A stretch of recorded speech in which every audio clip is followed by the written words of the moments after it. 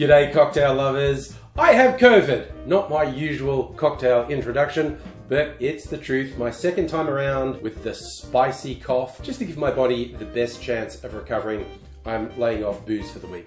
It is fortunately very mild and I'm pretty much over it now. I just thought, give the body the best chance, and just laying off the booze for periods from time to time, pretty good idea anyway. And I thought I'd take advantage of the fact that I wasn't drinking the alcohol by making a mocktail. And you know me, I like to go a bit further and throw some real flavors in there and then do a milk clarification to have a clarified mocktail. That's right, it's Milk Punch Monday Mocktail! Like I said, this COVID is mostly mild, but I can't talk as easily or do that rough voice as well without having a coughing fit. Thank goodness for editing! I was doing live streams to keep my spirits up on my original YouTube channel, Angry Aussie, with my friends hanging out, and started talking about this idea of doing a mocktail because I'm sick. And I thought, well, there's that classic cocktail, the Penicillin. It's like, jokingly, it's a medicinal cocktail because it has things that were often in folk medicines, ginger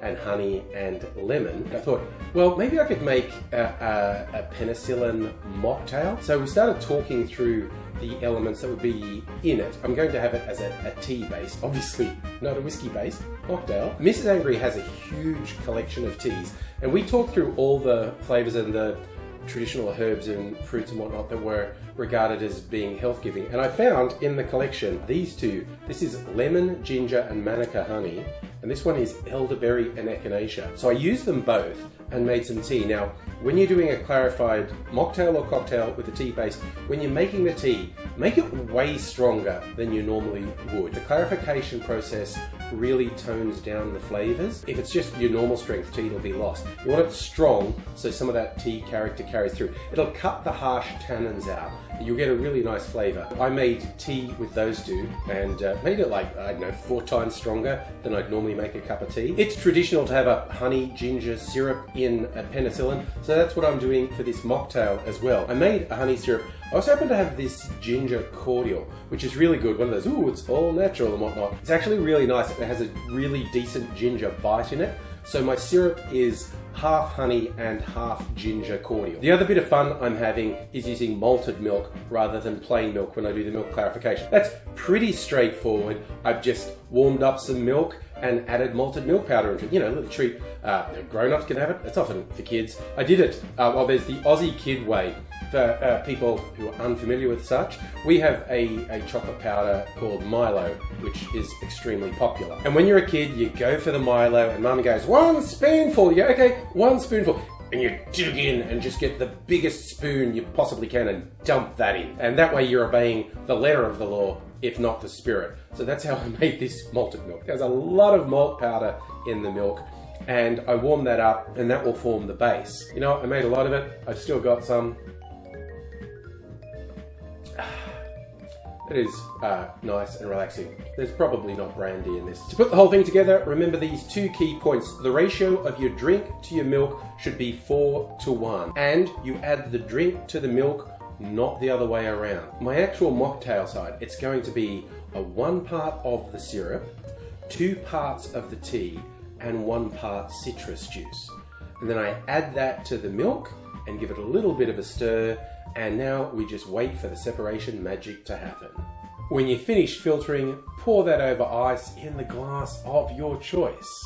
And I am wearing another shirt because it is another day, and the main reason for that is this wouldn't clarify properly. And I filtered it twice, which takes a long time. I'm sure taste-wise the clarifications work, but it isn't particularly clear at all. I was about to say I don't know why, but I think I know why. Whenever something doesn't work, it's like, well, did you do something different? Yes. Well, it's probably the thing you did different. So in this case, I think using malted milk rather than plain milk may have been the cause for this just refusing to clarify. And I was very surprised because the separation worked like normal. It looked like it should work, and it simply didn't. If you've ever tried a milk clarification or any experiment and it didn't work, take heart. I've been doing this for years. I've done this dozens of times and got impeccable results. but sometimes it doesn't work, and that's okay. We're experimenting. I could have started from scratch and done it again as a control with plain milk, but I didn't want to. But I do want to taste this because I think it's going to taste really interesting. Oh, and it does. This is actually really nice.